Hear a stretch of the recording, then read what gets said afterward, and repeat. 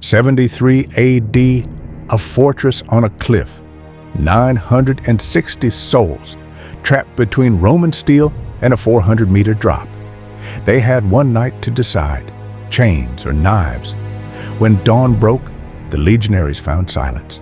No prisoners, no screams, just bodies and smoke. What drives people to choose death over surrender? This is Masada, where legend collides with archaeology and the truth is buried somewhere in between. Who were these people? Not soldiers, not an army. The Sicarii, dagger men, zealots, radicals of the Jewish revolt that tore through Judea in 66 AD. Their weapon, the Sika, a curved blade hidden under robes, perfect for close work, assassinations in crowded markets. They didn't negotiate with Rome. They didn't compromise. By 70 AD, Jerusalem had fallen. The temple, ash and rubble. The revolt was crushed. Most survivors were crucified or enslaved, but a group of Sicarii, led by Eleazar ben Yair, seized Masada at the start of the uprising. This wasn't just any fortress. Herod the Great had built it decades earlier as his personal refuge. A palace in the sky with storerooms packed with grain, massive water cisterns carved into rock, armories stocked for thousands. It was a stronghold, and they made it their last stand. For 2 years after Jerusalem fell, Rome ignored them. 1,000 people on a desert rock, not a priority. But in 73, Governor Lucius Flavius Silva received orders. No loose ends. Crush Masada. The 10th Legion marched into the desert. 8,000 legionaries. 7,000 Jewish prisoners forced into labor. They built 8 camps around the mountain base. Then they started building a wall. 4.5 kilometers of stone, 3 meters high. A complete circle. A noose. Then came something unprecedented. A siege ramp. Up the western cliff face, 375 meters long, not wood, solid earth and stone, wide enough for siege towers and battering rams. It took months. Jewish prisoners carried the stones while the Sicarii watched from above, their own people building their doom. The defenders could shoot arrows, roll rocks, but they couldn't stop it. The ramp crept higher, meter by meter, and the 960 on top knew exactly how this would end. The ramp was Roman engineering at its most brutal. Starting at 225 meters below the summit, it had to climb another 150 meters. 375 meters of compacted earth and stone, built in desert heat by thousands of prisoners, while defenders watched their execution being constructed stone by stone. The width allowed siege engines to roll up. Rome built a tower 25 meters tall, plated with iron against fire.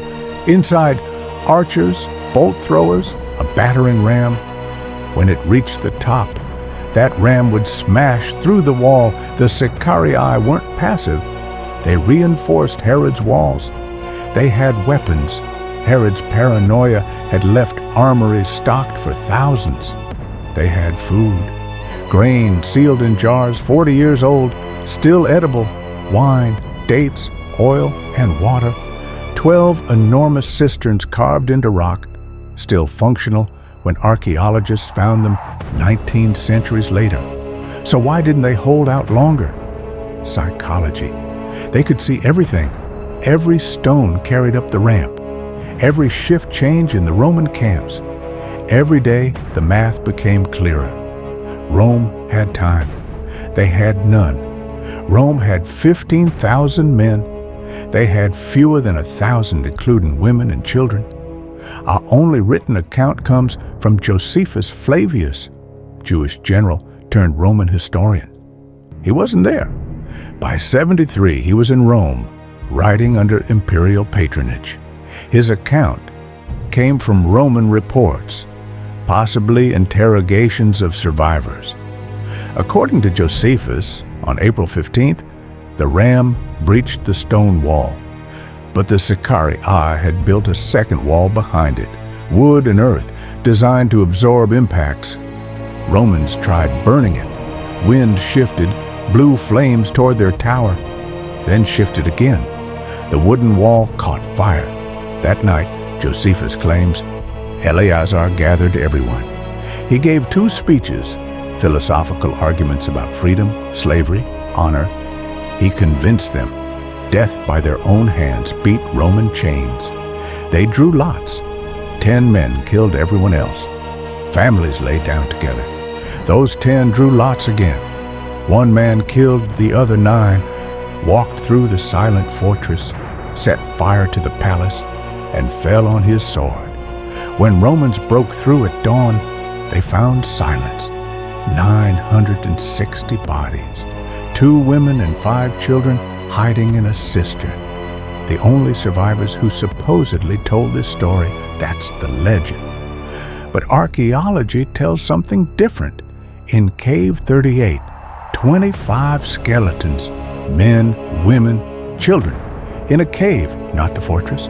Why? In the palace, evidence of fire, but only scattered remains. Not hundreds of bodies. Pottery shards inscribed with names were found. 11 shards, 11 names. One says Ben Yair. Were these lots? Ration markers? No one knows. The numbers don't add up. 960 people. Where are the bodies? The night of April 15th, the wall is burning. In Roman camps below, soldiers prepare for tomorrow's assault. On top, 960 people face an impossible choice. If Josephus is right, Eleazar stood before them and convinced them to die. But was he there? The 2 women who survived, did they remember word-for-word philosophical speeches? Or did Josephus create the narrative Rome needed? Something happened that night. But what? The scattered remains don't match mass suicide. The skeletons in Cave 38 aren't positioned like families lying down peacefully. They're jumbled. Some show trauma. The pottery shards could be lots or anything else. The fire is real but selective. What burns, what doesn't, it's unclear who lit those flames. And the haunting question, where are the 960 bodies? Mass death leaves traces, bone fragments. Soil changes, something. Maybe some chose death. A few remains suggest this. Maybe some fought when Romans entered and were buried elsewhere. Maybe some tried escaping down cliffs in darkness and fell. Maybe others surrendered and vanished into Roman captivity, their fate lost to history. Josephus gives us drama, noble speeches, lots drawn, total commitment, the kind of story empires tell about defeated enemies. Reality gives us fragments that don't quite fit. But this we know. By dawn, Masada was silent. Romans climbed over the ruined wall ready for battle. They found none. Whatever choice those people made, defiant suicide, desperate combat, or something between, they denied Rome its spectacle. No prisoners marching in chains, no public executions, just silence and ash. Masada today is a symbol. Israeli soldiers take their oath there. Masada shall not fall again. Tourists ride cable cars to the top, but symbols need clean narratives. The truth is messier. We don't know exactly what happened that night. Maybe some chose death. Maybe some fought.